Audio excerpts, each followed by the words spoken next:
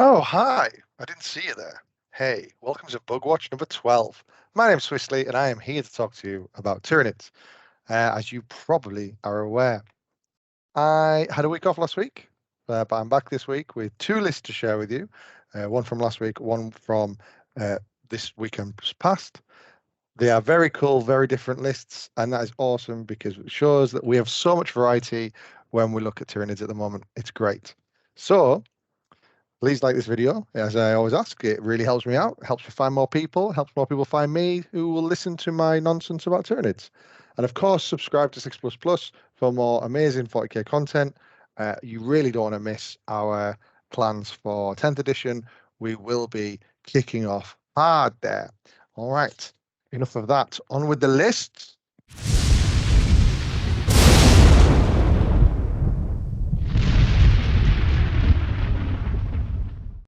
All right, let's look at this first one. This is Espen Rolligerton. I'm sorry if I butchered that. Uh, they came sixth out of 30 plates at the very coolly named, and I'm absolutely devastated. I've not thought of this name before. 36 Dawn of War VAR 3. Hot singles in your area in Norway. Pretty good. Espen beat Tau Sept, a pretty filthy Iron Hands list, a Rustic Claw GSC list, and a Heavy Mortar Guard list, but only lost to Masterful Shots Eldar list that ended the event in second place. So really, really strong performance there, and well done to Espen. We've got a double Tervigan with 30 Termagants. That's quite interesting. Normally, you do find you get a Tervigan comes with its own set of Termagants, but no, Espen wants them to share 30 Termagants, and that's quite cool. What you get is a delivery system for two absolute slap monsters. So when we look at what these Tervigans have taken, I think it's quite clear what Espen wants them to do. They've got the massive Scything talent, so they get the extra attacks, and they also have the more claws of Thyrax for one of them. So rerolls there, and adaptive biology to keep it alive once the Termagants are dead for a 5 fear no pen. The other one has heightened senses, so it rerolls all its hits. It's quite clear. Espen wants his guys in combat, and 30 Termagants will help him get there. Of course, you can get the Termagants down to 15 relatively easy, even with Bolter Fire. You are obviously Leviathan, so you're wounding on 3s, and you maybe have Catalyst on them. You maybe have the Invuln on them, so it's easy. Well, it still is doable, but it's a bit tricky. Can you kill 15 Termagants? You can, but by the time you've done it, have you got enough stuff left to actually go into the Tervigan? Who knows? So very nice delivery mechanism for two of these big slap monsters. A lot of people tend to use, well, not a lot of people tend to, but some people use Tervigans more defensively. I love this idea of them being a very aggressive kind of piece that just gets up the board, warp rituals, the crap out of stuff on the way, maybe once, and then moves into your opponent's face while the Neurothrope, kind of moves up behind and does the warp rituals that are remaining. So pretty cool. A lot of a reliable shooting here with the Leviathan. Obviously, you can take the adaptive for the reroll wounds. I think that's probably what Espen is doing here, because then you get the reroll on the Shard Gullet.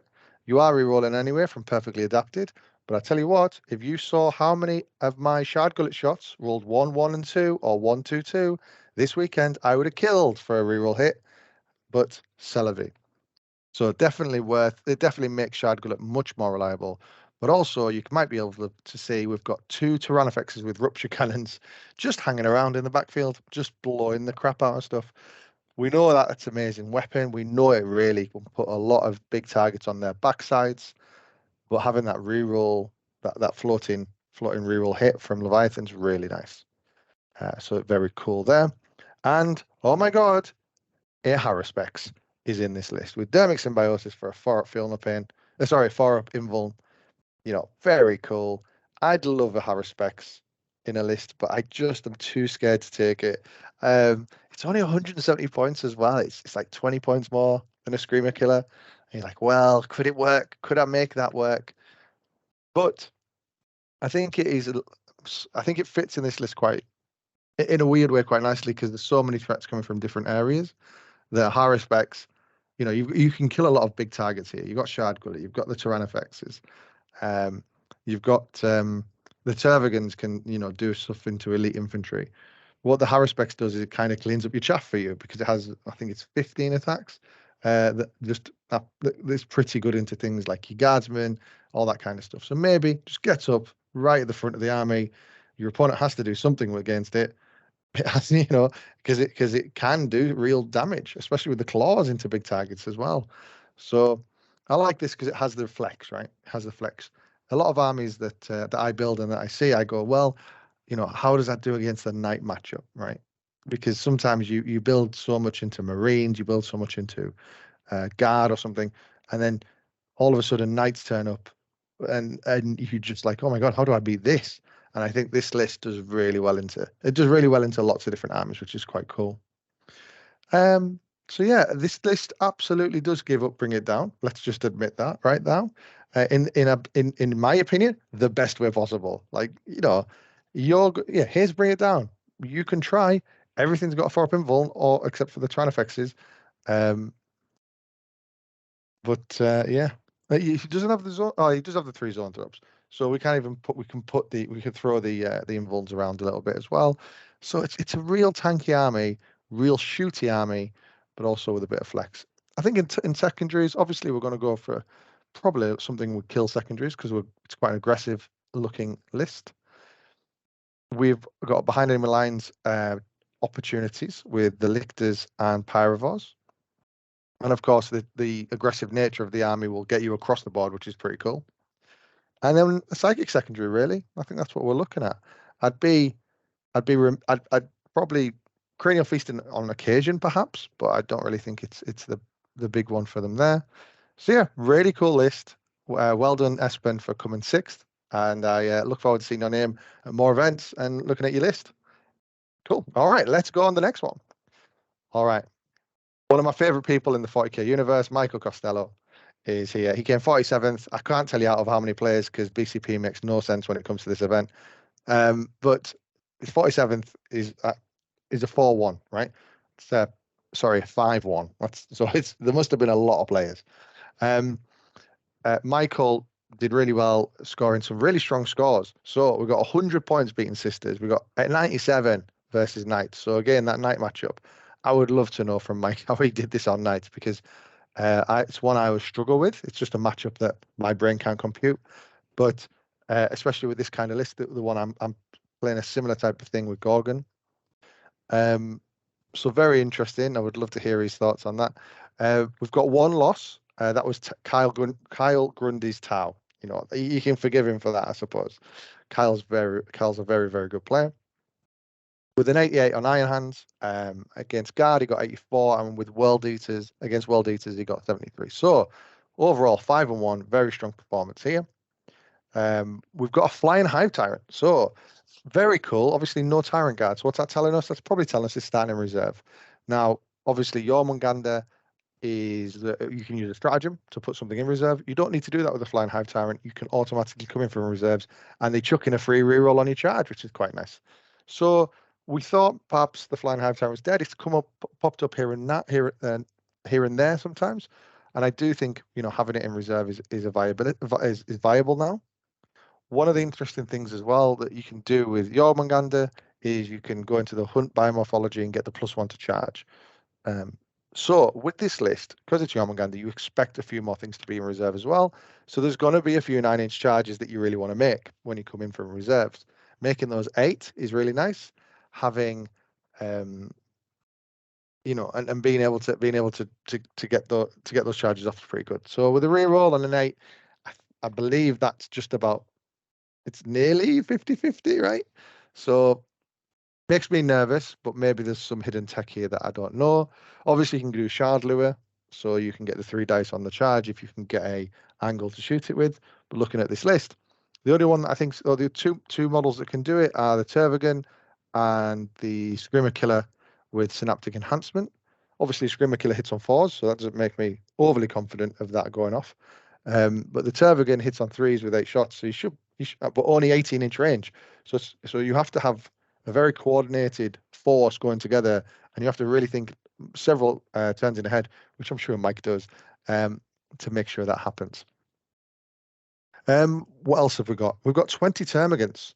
alongside a Tervigan. Now, a lot of people put in the 30 because you don't want to, just give up, have a few die and then you can target the Tervigan. However, so I think the way that Mike's maybe using this, and having watched him play at the Bay Area Open finals, I think he's probably putting that 20 just in obscuring terrain so that they just can't be targeted full stop. That way, the Tervigan kind of just exists and says, well, you can't target me because I'm next to these guys. So you do you, hun. And I wonder if there's a really interesting, cool thing the Tervigan and the Termagants could do with the stratagem for Jormungandr. So what if you could come in on a objective where the Termagants are hidden and the Tervigon is on an objective or something like that, and then it could heroic if anyone comes near it, but it can't be targeted with shooting. Could be quite interesting, I guess. Maybe I'm just being fanciful. I don't know. You could also obviously with Jormungandr move into OBSEC monsters. Now that has the flex here because you've got the 5 OBSEC from Tervigan, 5 OBSEC from the Flying Hive Tyrant, who when it comes in, if it gets that 9-inch charge off, is maybe taking an objective off someone as well, which is very nice. And the Screamer Killers also are OBSEC 1. So that's an option. That's an option. I do think the +1 charge here is doing pretty good. What else we got? Lurking Maws is kind of fun on Hormigans, I guess. So I was trying to figure out what the Hormigans are doing here because we've got no Adrenal Glands, we've got no Toxin Sacs. So they are your vanilla Hormigant. What Lurking Maws does gives them an extra AP on their hits. So they're AP2, quite nice. But it's getting the hits and the wounds through first before you even get to the AP2, right? They hit on 4s, they're probably wounding on 5s against anything good, maybe even 6s. They get through chaff, obviously.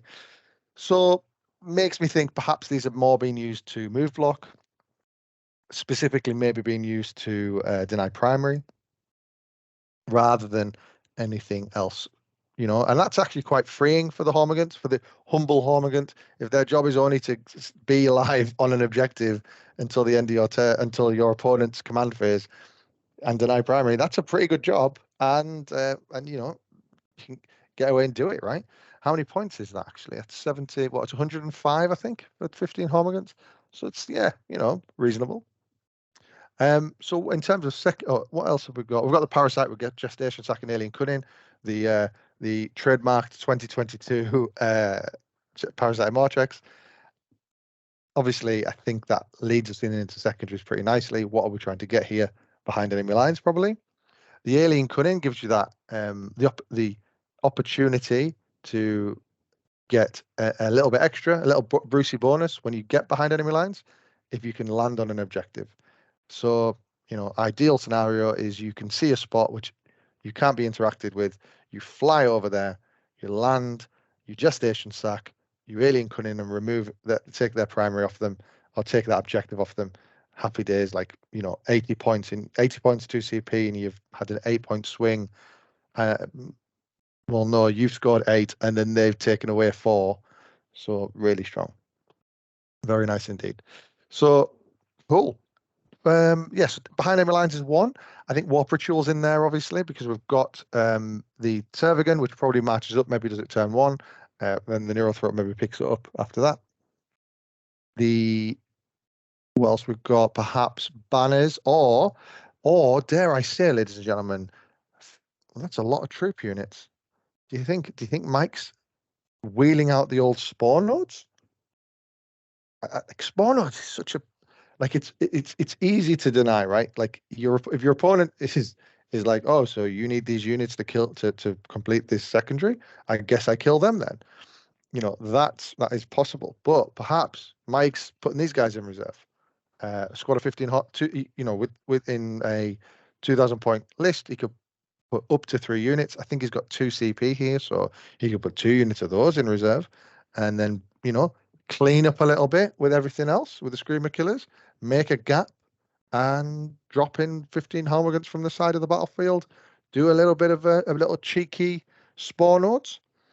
Like it's one of those secondaries.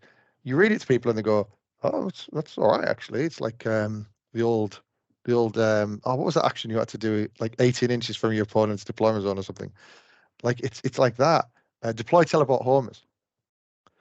It sounds not bad. Like, you sounds like you could make it work, but every time, you might score an 8 or a 4, but if your chaff dies, then that's it. It's also making your chaff go or your gaunt go in certain places you don't necessarily want them. Like, it's great on a mission like Tide of Conviction, because the objective the objective you want to hold for 2 points is right in front of their deployment zone. That's great. It also works quite nicely with behind enemy lines if you can get there. But looking at the Warhammer Fest maps, I mean, terrain light is a nice way to put it. There's nowhere to hide these guys, so maybe they're coming from reserve, maybe they are deep striking. Yeah, I would love to know. Love to know. That's what I think is very cool about this list. There's lots of options, lots of things happening, and I don't know any of them. So great. Thanks for watching. Right, okay, let's go to the end sequence. That's the list for this week. All right, guys, I hope you enjoyed those lists. I certainly did. I want to hear your thoughts, right? I want you to tell me what you think of these lists. If you played these lists, tell me what you did. Tell me the secret sauce that I've missed. I would love to hear it. And you know what? I'm sure the community would as well. Of course, again, reminder, like the video, subscribe to 6 Plus. Thank you for watching. I've been Swiss Lee, and I'll see you next time.